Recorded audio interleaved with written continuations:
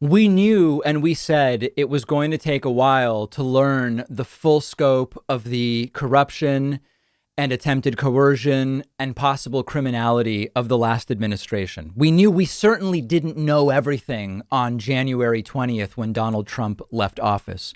And just about every week, certainly every month, we have learned more and more, in particular, about the efforts that the Trump administration went to try to steal the 2020 election in the period between November and January.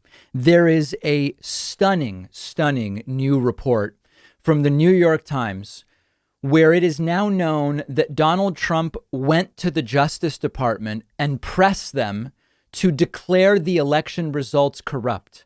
Trump wanted them to say this was a corrupt election, to then allow Trump to, we don't even know. That's the really scary part. Let's look at this important article. President Donald Trump pressed top Justice Department officials late last year to declare that the election was corrupt, even though they had found no instances of widespread fraud. So he and his allies in Congress could use the assertion to try to overturn the results, according to new documents provided to lawmakers.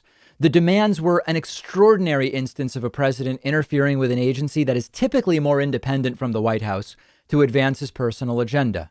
They are also the latest example of Trump's wide-ranging campaign during his final weeks in office to delegitimize the election results. Remember, William Barr said in an interview, and certainly privately as well, we found no evidence that fraud or improper actions related to the election impacted the results in any way. That's what the DOJ actually found. The article goes on to say that, listen to this. The exchange unfolded during a phone call on December 27th, in which Trump pressed the acting attorney general, Jeffrey Rosen, and his deputy, Richard Donahue, on voter fraud claims that the Justice Department had found no evidence for. Mr. Donahue warned that the department had no power to change the outcome of the election. How many people told Trump that? Pence, DOJ. Trump replied he did not expect that, according to notes Mr. Donahue took, memorializing the conversation. Just say the election was corrupt and leave the rest to me and to congressional allies, Donahue wrote in summarizing Trump's response. Trump was hoping that if the DOJ could just say it was all corrupt, then Trump and his Republican friends would figure out some way to use that to, I guess, try to prevent Joe Biden from actually taking office. Mr. Trump did not name the lawmakers, but at other points during the call, he mentioned Jim Jordan, Republican of Ohio, whom he described as a fighter. Consider that Jim Jordan was named as one of the 5 members of the House that Kevin McCarthy wanted to put on this commission to investigate what happened on January 6th. This is more evidence that Jim Jordan was more of an accomplice than anything he could be as an investigator. Has no business on that committee. Representative Scott Perry, who at the time promoted the idea that the election was stolen from Trump, Senator Ron Johnson, who Trump praised for getting to the bottom of things. Mr. Jordan and Mr. Johnson denied any role in Trump's efforts to pressure the Justice Department. Russell Dye, a spokesman for Jordan. Remember, Jordan voted to overturn the election results in key states. Quote, Congressman Jordan did not and has not and would not pressure anyone at the Justice Department about the 2020 election. Mr. Johnson had no conversations with President Trump about the DOJ questioning the election results, said his spokeswoman Alexa Henning. She noted he had acknowledged Joseph Biden as the president-elect, but that he also called for what he sees as election irregularities. That's my Chuck Schumer moment. To be fully investigated and addressed to restore confidence in future elections. Perry did not respond to requests for comment. He has continued to assert Trump won, but has not been tied directly to the White House to keep him in office. So listen, I actually don't think there was really a master plan here. I don't think Trump has the foresight or the organization to really do this in an organized manner. My sense is Trump had the idea he could coordinate and put all of this stuff together. Let's get, Rudy and other people going around making claims and filing court motions. Let's get the DOJ to say it was corrupt. Let's talk about getting people active on January 6th. Trump might have had the idea that he could put it all together as some kind of master plan.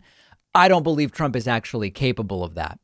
his general demeanor seems to have been, if I can just get people, even if those people don't really have the legal authority to change anything related to the election, Rudy going around, get DOJ to say it was corrupt, get, Brad Raffensperger in Georgia to say we found these, maybe he could put it all together, wrap it up and tie it with a bow and somehow remain president.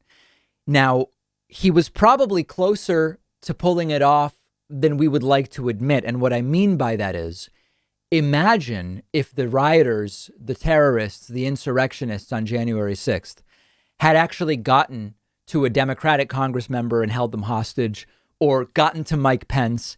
They may have been successful in preventing the certification of that election for a little bit of time. Now, in a sense, they delayed it hours. They delayed it hours, but not days.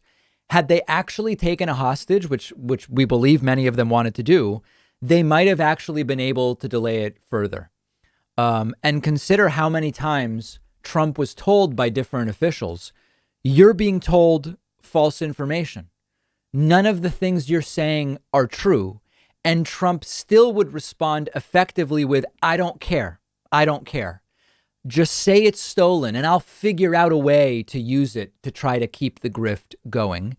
And then, of course, that also gets to what a lot of this is about, which it's been used by Trump to continue raising money. But that's the news. The sitting president pressured the Department of Justice to say the election was corrupt. That is an attempt to destroy our democracy. If he had gotten his way, and if he had gotten someone at the DOJ to say that, and then he had used that to say the election was corrupt, it's invalid, and I am going to what? Declare martial law, some kind of state of emergency, whatever he was ginning up with Mike Lindell, the MyPillow guy at the White House that day, that would have been a step towards the dictator that Donald Trump very much wants to be. And think back, consider what we now know, and then think back to when Bill Clinton had a conversation with Loretta Lynch. And that was like a big right-wing scandal. You might not even remember that. And it seems laughable that that would even count as a scandal, given what the former administration tried to do. It's absolutely crazy. And next, I want to talk about what's been going on with the infrastructure bill, which also sent Trump into a tizzy.